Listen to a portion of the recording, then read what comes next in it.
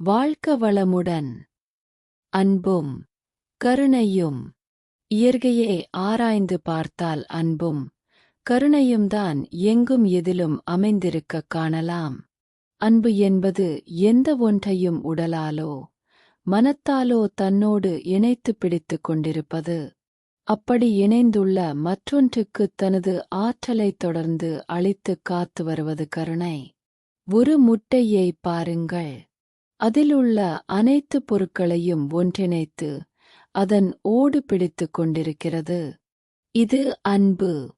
முட்டைக்குள்ளிருக்கும் மஞ்சட்கருதான் குஞ்சு ஆகஸ்ட் உருவாக இருக்கிறது. அந்த மஞ்சட்கருவுக்கு அதனைச் சுற்றியுள்ள வெள்ளைக்கரு தேவையான எல்லா பொருட்களையும் அளித்து நலமளிக்கிறது. இது போன்றது கருணை. ஒரு மாமரத்தில் பிஞ்சு விடுகிறது. அதனைச் சிறு காம்பின் மூலம் விழுந்து விடாமல் மரமானது பிடித்துக் கொண்டிருக்கிறது.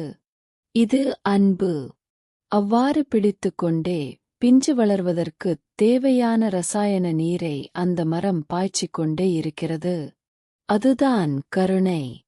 உயிரினங்களில் ஒரு குழந்தையை பெற்ற தாய் அதனை எப்போதும் தன்னோடு இணைத்து பிடித்துக் கொண்டோ அல்லது அது பிரிந்து போய்விடாமல் கண்காணித்துக் கொண்டோ இருக்கிறாள். இது அன்பு.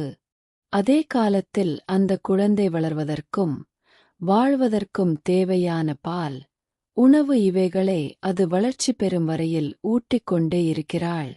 இது கருணை. வாழ்க வளமுடன்.